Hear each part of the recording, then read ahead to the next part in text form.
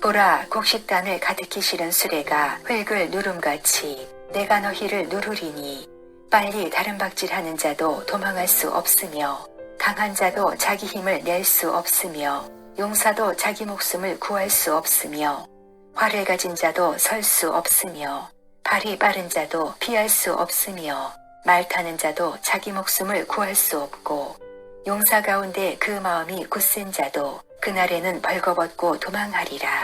여호와의 말씀이니라. 오늘 우리가 묵상하는 말씀 13절에서 16절은 타락하여 나시린에게는 포도주를 마시게 하고 선지자에게는 예언하지 못하게 한 북이스라엘을 향한 하나님의 심판 선고 예언을 다루고 있습니다. 선지자 아모스의 이러한 심판 선언은 북이스라엘 백성들에게는 받아들여지기 어려운 것이었습니다. 왜냐하면 하나님께서 그 택하신 백성을 대적하시고 멸하신다는 것 자체가 상상을 초월하는 일이었기 때문입니다. 물론 북이스라엘과 남유다가 차례로 멸망하였음을 역사를 통해 확인하였고 또 그 이유가 무엇인지를 아는 우리에게 이러한 심판 선고는 그리 충격적인 것도 아닐 것입니다. 하지만 개국 이래 단 한 번도 멸망을 당한 적이 없는 당시 선민들의 입장에서 이는 적잖은 충격이었고 더 나아가 받아들이기 어려운 것이었습니다. 그러나 이러한 심판 예언은 선지자의 거짓이 아니었고 결과적으로 그것은 성취되었습니다. 그런데 우리가 이러한 본단락의 말씀을 전해 듣기 전에 생각해 봐야 할 것이 있습니다.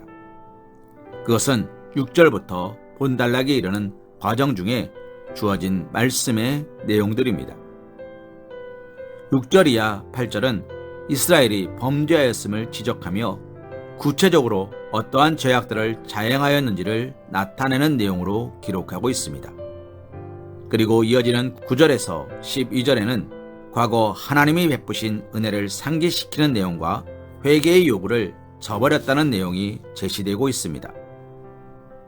그리고 이어지는 오늘의 말씀에서 북이스라엘에 내려질 철저하며 불가피한 심판 집행의 양상을 경고하는 내용이 나오고 있습니다. 이러한 내용은 얼핏 불합리한 것으로 여겨질지 모릅니다. 사실 심판은 죄에 따른 결과로 주어지는 것이므로 가장 먼저 제시된 북이스라엘이 저지른 구체적인 죄상을 열거하는 6절 이하 8절의 내용이 두 번째 단락에 위치해야 할 것입니다. 즉 이스라엘이 저지른 죄상을 열거한 후에 그 죄와 그 죄를 저지른 이스라엘에 대한 심판을 선포하는 것이 적합해 보입니다. 하지만 이를 먼저 제시하고 이후 과거에 베푸신 은혜를 상기시키며 회개하기를 거부하였다는 것을 제시한 것은 의미심장한 영적 교훈을 우리에게 전달해 준다 할 수 있습니다. 물론 범죄하는 것도 극악한 것이지만 그보다 더욱더 심각한 것은 바로 은혜를 배반하고 또 회개를 거부하는 것임을 역설하기 위한 것이라 할 수 있기 때문입니다. 사랑하는 성모님, 실로 죄를 짓는 것보다 더욱 심각한 문제는 바로 회개를 거부하는 것입니다.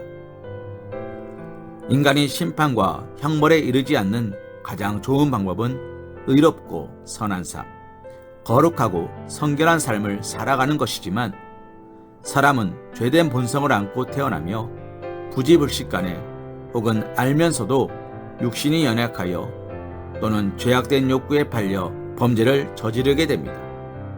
그러나 은혜로우신 하나님께서는 범죄하였다 하여 바로 심판하거나 파멸에 내던지지 않으시고 그에게 회개의 기회, 깨우침과 돌이킴의 기회를 허락하시는 것입니다. 그리고 이러한 기회를 감사함으로 받으며 철저히 죄를 자복하고 회개하며 하나님의 얼굴을 구하고 하나님의 뜻대로 살기로 다짐하고 헌신한다면 은혜로우신 하나님께서는 그에 대한 진노와 심판을 거두시고 새로운 삶, 더욱더 성화되고 축복된 삶을 살도록 축복하시는 것입니다. 그러나 이처럼 은혜로운 기회를 멸시하고 도리어 더 큰 악의 기회로 삼고 하나님께서 그로 하여금 죄에서 돌이키며 회개케 하고자 깨우침을 주시는데도 이를 고의로 거부한다면 그에게는 어떤 자비도 긍휼도 남겨질 수 없습니다. 오직 심판과 파멸이 퍼부어질 뿐입니다. 사랑하는 성도님, 우리는 본문이 우리에게 전하는 이 중대한 영적 교훈을 한시도 잊지 말아야 합니다. 가능하다면 되도록 선한 길, 의로운 길, 진리의 길, 축복의 길을 걸으며 오직 하나님을 경외하는 삶을 살아야 할 것입니다. 그러나 혹 죄된 본성을 제어하지 못하여 악에 빠져들고 그릇된 일을 행하며 불의한 삶을 살았다면 속히 회개하여야 합니다.